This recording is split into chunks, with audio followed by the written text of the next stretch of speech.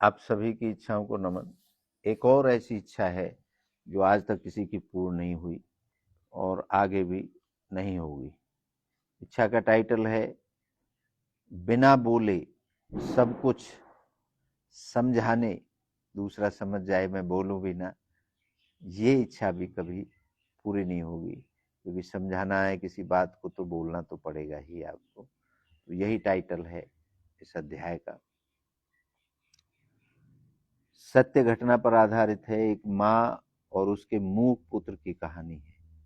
जो बोलता नहीं था उसका बेटा, उसकी और उसकी माँ की कहानी है, सत्य पर आधारित है। काश वह बिना कहे ही मुझे समझ जाए। यह इच्छा हर रिश्ते में जन्म लेती है, विशेषकर तब जब हम किसी को बहुत प्रेम करते हैं।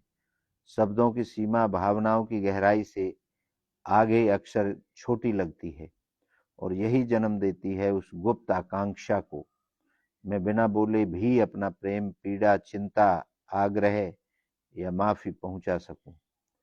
यह कहानी है एक माँ की जो चाहती थी कि उसका मूक पुत्र उसकी हर भावना को बिना कहे समझे, पर उसने जाना मौन तभी समझा जा सकता है जब दोनों हृदय एक जैसे धड़के। एक साधारण परिवार और असाधारण स्थिति। उत्तराखंड के एक छोटे गांव में उमा देवी नाम की महिला रहती थी। उनका बेटा आदित्य जन्म से मूक था, न बोल सकता था न सुन सकता था। उमा देवी का जीवन संघर्षों से भरा था। पति जल्दी गुजर गए थे। खेती बाड़ी, पशुपालन और बेटे की परवरिश सब वही करती थी। बेटे को बहुत चाहती थी और हमेशा चाहती थी मेरा बेटा बिना बोले ही मेरी हर भावना समझे। जब वह थक जाती, चाहती वह उसके पास आकर माथा सहलाए। जब उदास होती, चाहती वह देखकर समझ जाए। जब किसी बात पर गुस्सा होती, चाहती वह चुपचाप सॉरी कह दे। पर आदित्य अक्सर चुपचाप अपने खेत में खोया रहता। उमा देवी को लगता, क्या मेरा बेटा मुझे नहीं समझता। एक दिन असह्य हो गया मौन। एक दिन उमा बहुत बीमार हो गई। बुखार, दर्द, थकावट। उन्होंने बेटे को इशारे में कहा पानी लाओ, पर वह समझ नहीं सका। उन्होंने फिर इशारे में किए, पर बेटा घबरा गया। उमा देवी की आंखों में आंसू बह निकले। हे भगवान, क्या मेरा बेटा कभी मेरा दुख बिना बोले समझ नहीं सकेगा। रात में उमा को नींद नहीं आई। आदित्य चुपचाप उनके पास बैठा था। वह कभी उसके पांव दबाता, कभी माथे पर पानी रखता, कभी माँ के गाल को छूकर अपनी मुस्कान देता। उमा आंसू के साथ मुस्कुराई। उन्होंने पहली बार जाना, मेरा बेटा शब्द नहीं जानता पर संवेदना जानता है। मैं चाहती थी कि वह बिना बोले मुझे समझे, पर मैं भूल गई कि वह तो सुनना और बोलना जानता ही नहीं है। फिर भी वह मेरा सब कुछ समझता है अपने तरीके से। धीरे धीरे उमा ने एक नया जीवन दृष्टिकोण अपनाया। उन्होंने इशारों की भाषा सीखी, बेटे के मन को समझने लगी। उसकी नज़र, उसकी स्पर्श, उसकी बाल चाल में छिपे भावों को पढ़ना शुरू किया। अब वह नहीं चाहती थी कि बेटा बिना बोले समझे, वह चाहती थी कि वह स्वयं भी बिना बोले बेटे के हृदय से संवाद करे। ये उमा देवी की कहानी है। उसने भी कोशिश करी थी कि उसका बेटा समझ जाए।